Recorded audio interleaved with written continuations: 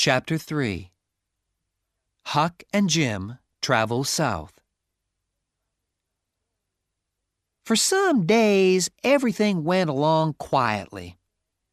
But we were getting bored. We wanted to know what was happening in town, and so I decided to go and find out. Jim said, "Why don't you wear the old dress and the hat that we found in the house? People won't know you then. They'll think you're a girl." And so I did. Just after it was dark, I got into the canoe and went up the river to the bottom of the town. There, I left the canoe and went on foot. Before long, I came to a little house which was always empty. Now there was a light on, and when I looked through the window, I saw a woman of about 40. She was a stranger, and that was good, because she didn't know me. So I knocked on the door. I must remember that I'm a girl, I said to myself. The woman opened the door. "Come in," she said. She looked at me with her little bright eyes. "What's your name?" she asked. "Sarah Williams," I replied. "I'm going to see my uncle on the other side of town. My mother's ill, you see, and she needs help." "Well, you can't go there by yourself now. It's too dark. My husband will be home in about an hour. Wait for him, and he'll walk with you." And then she began to tell me about all her troubles. I was getting bored with all this until she said something about Pop and my murder. "Who did it?" I asked. "Well," she replied, "some people say old Finn did it himself.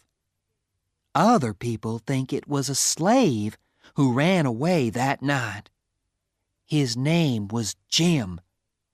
They'll give $300 to anybody who finds him, and they'll give $200 for old Finn. He got drunk and left town with 2 strangers. A lot of people think he killed his boy, and he's going to come back one day and get all Huck Finn's money." "And what about the slave?" I asked. "Oh, they'll soon catch him. People want the $300. I think he's on Jackson's Island, you know. I've seen smoke there.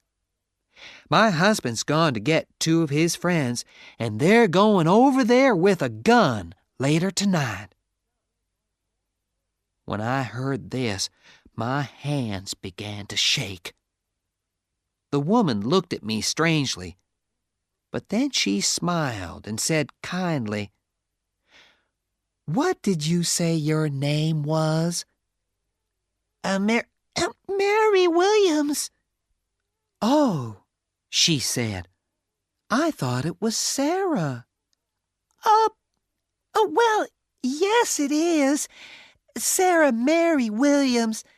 Some people call me Sarah, and some people call me Mary, you see." "Oh, do they?" She smiled again. "Come on now.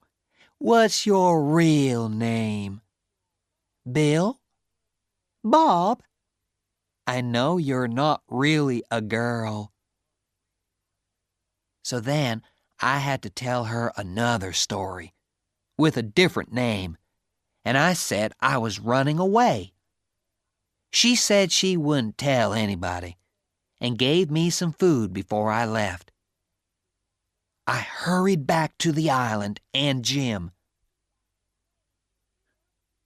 "Quick, Jim!" I cried, waking him up. "They're coming to get us!" We got out the raft as fast as we could, put all our things on it, tied the canoe on behind, and moved off down the river. When it began to get light, we hid. When it was dark again, we traveled on. On the 5th night, we passed St. Louis, and we decided to go on down to Cairo in Illinois, sell the raft there, and get a boat to Ohio.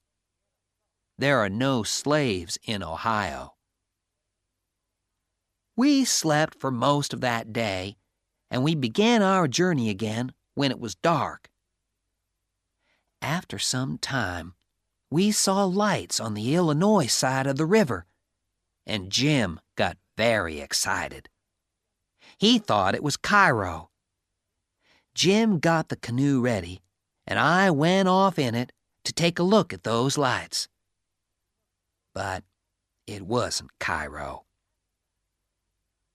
After that, we went on down the river.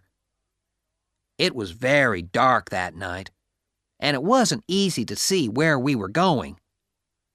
Suddenly, a big steamboat came at us very fast, and the next minute it was right over us. Jim and I jumped off the raft into the water. The boat hit the raft and went on up the river. When I came up out of the water, I couldn't see Jim anywhere. I called out his name again and again, but there was no answer. "He's dead," I thought.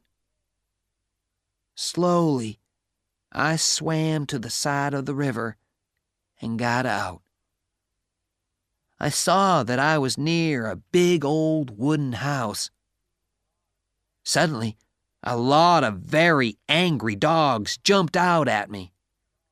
They made a terrible noise, and someone called from the house, "Who's there?" "George Jackson," I answered quickly.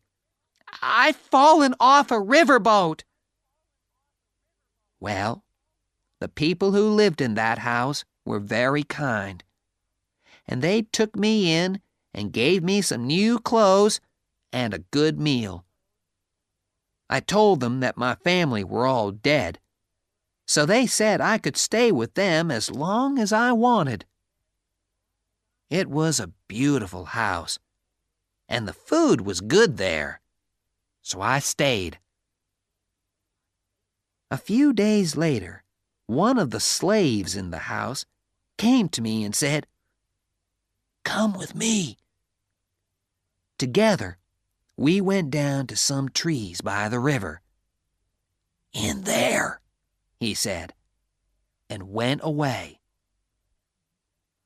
On the ground, I found a man asleep. It was Jim! I was really pleased to see him. When the steamboat hit the raft, Jim told me, the raft didn't break up. Jim swam after it and caught it. Then he began to look for me. We decided to leave at once. It's all right living in a house for a little while, but you feel more free and easy and comfortable on a raft.